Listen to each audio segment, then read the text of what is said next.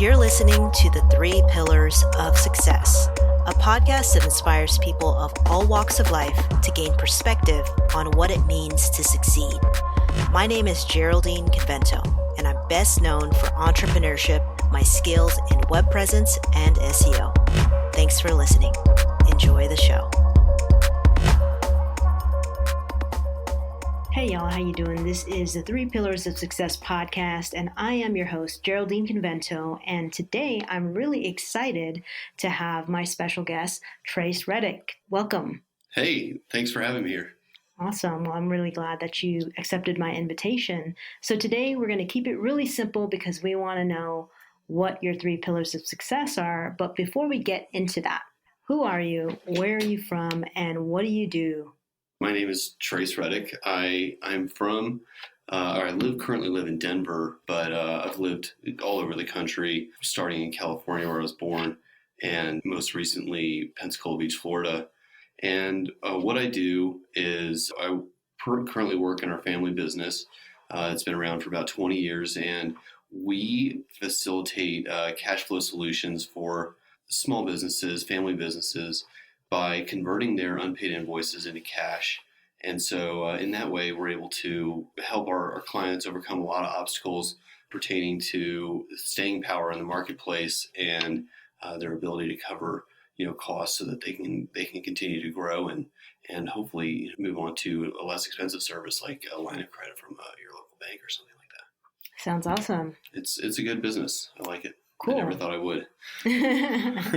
Was it one of those things where you're growing up and they're like, you're going to work in this business and you were resisting it? Or it wasn't quite like that, but it was never pushed on me. But I've worked my entire life to not be in the family business. And once I kind of opened up my eyes and realized that I was putting a barrier in front of myself, I saw how much opportunity there was in this business to be myself and really kind of experiment on some things that I probably wouldn't have an opportunity to do so otherwise. That's great. Yeah. So what do you do for fun? I really like paint. I know that this is a podcast, but my hand is actually blue right now from painting with a buddy of mine yesterday. And another weird thing, I like to watch plants grow. And it sounds like a really slow process, but I have a very large orchid collection. And each week when I come home, I travel every other week, I get to see how much they've grown and changed, and hopefully, there's more flowers or there's an emerging flower spike, and that just gets me really excited for some reason. But it has since I was a kid. That's awesome. Plants, yeah. You should set a time lapse on your orchids. I'd love to do that. That's actually a really good idea. Then you can put it on YouTube. Yeah. I could. It would be one more thing to add to the list that needs to go on YouTube. Yes, absolutely. So as we all know, we're here because we'd love to know what the definition or what success means to you. So what is that? I feel that a lot of people like to pin success down as one thing. And for me, on this journey in life and my professional journey, I'd say success is really more of a state of mind.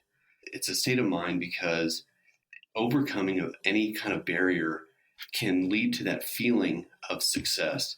And albeit the size of the barrier, that feeling is the same. When you've accomplished something that took energy and, mental acuity, those things, they should be celebrated because they all lead up to something much larger. That is your end and your vision. Absolutely. Yeah. I've thought about that a few times, and my own feelings of success, they change on a daily basis.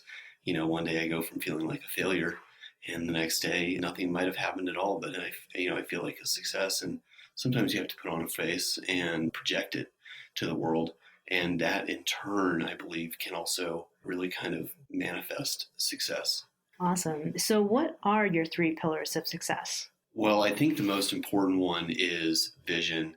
And that's because if you don't have some sort of image in your head, one that, this actually gets really emotional for me, something that is so much larger than yourself, you can't be stopped. And it's so clear. But I urge everybody on the other side of that, don't confuse a clear vision with a short path. I think you absolutely have to have vision. You have to know where you're going. Even though you might not know how to get there, you have to know where you're going. The other thing I'd say is tenacity. As any entrepreneur knows that, or anybody in sales, you get a lot of no's, and you have to be willing to push through all of those no's to get to the yes. And once you get to that yes, you can start to find ways to get more yeses. When you're dealing with certain things in your business, your own business or the business that you work for, it's the tenacity that will enable you to overcome all of the barriers that will come. And kind of a sub pillar to that, I'd say, is creativity, because the creativity element, which is something that has to be exercised a lot, really, you have to have that to get through the barriers, to overcome obstacles in your personal life, in your professional life, because, sometimes you can't find it in a book. You have to think in different ways. You have to put yourself in another state of mind, another almost state of being sometimes, to think yourself out of it or into it. So I think that's a pillar of success that people don't really talk about too much, is the need to be creative.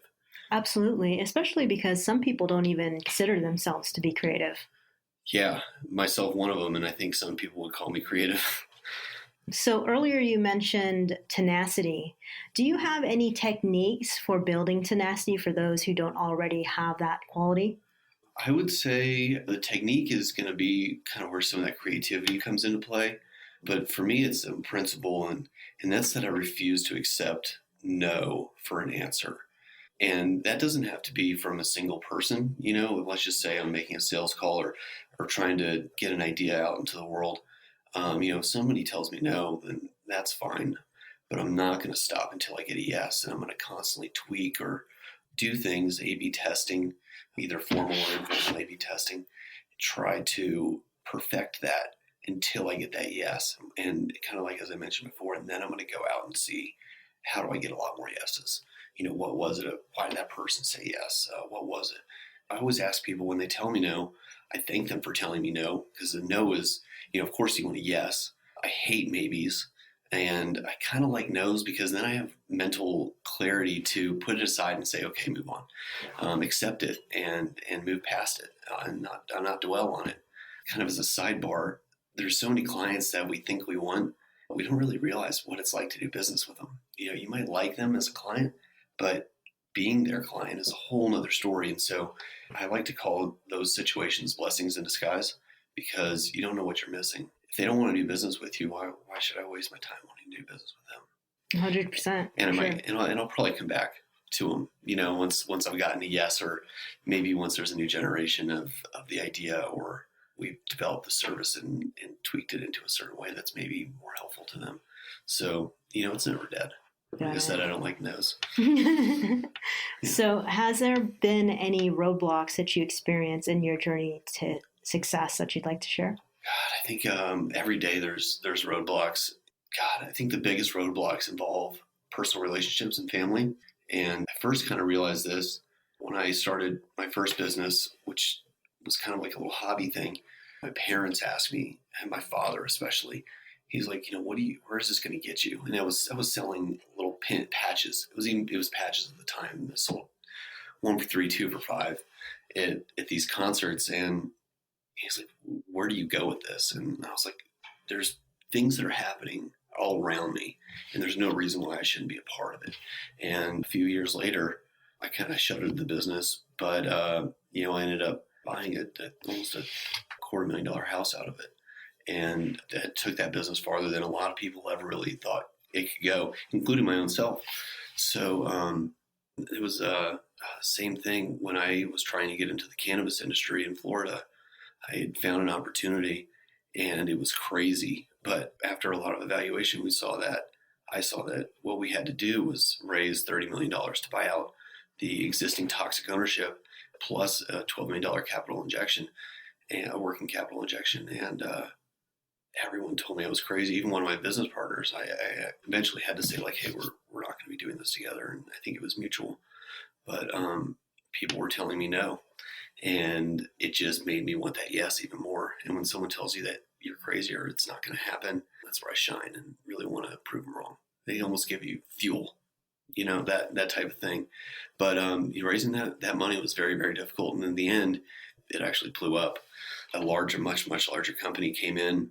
I did find 2 investors, and a much larger company, publicly traded in the Canadian market, came in and threw around lawsuits, and my investors backed out. So fear is a roadblock. It's an obstacle that happens to us every day, and you have to just see past it and realize that you're doing something that's much larger than yourself, and you have to keep going. Those are both really great and impactful stories, and I hope that you all listening out there are really getting that on your journey to success. It's not like it's free, straight, and clear. Even though you've defined what success is for you and what your pillars are, you still will see adversaries, and there still will be situations you have to deal with. But that's part of it. That's part of the entire process, and really building yourself up to be stronger and really go even further than you thought you could, just like you. Mm-hmm. Yeah, I never thought some of these outcomes would ever happen, So what advice do you have for people out there who are looking to develop their path to success? I'd say find something you love and practice it. Don't quit your job unless you're really ready or you have the bankroll. But find something you're passionate about and go for it in small ways. If you love, let's just say you love art, and that's something you really want to make a business out of, just know that it's going to be difficult. Whatever path that you choose, and I just said art as an example, but know that it's going to be difficult, and know that what you're trying to do could eventually, could become something you never thought. Just follow your intuition and listen to people and ask questions. I think that's really important. Always asking questions and taking constructive criticism. Look at it with a positive light, not as a rejection. Look at it like it's an opportunity to improve. Cool. Well, Trace, thanks so much for being on the show. Really enjoyed speaking with you and hearing all the insight that you have to provide. Thank you. Thank you for having me. Yeah, you're welcome. All right, everyone. Well, thank you for tuning in to the 3 Pillars of Success podcast. We look forward to sharing another episode with you next week and every Wednesday after that. Have a good day. Bye.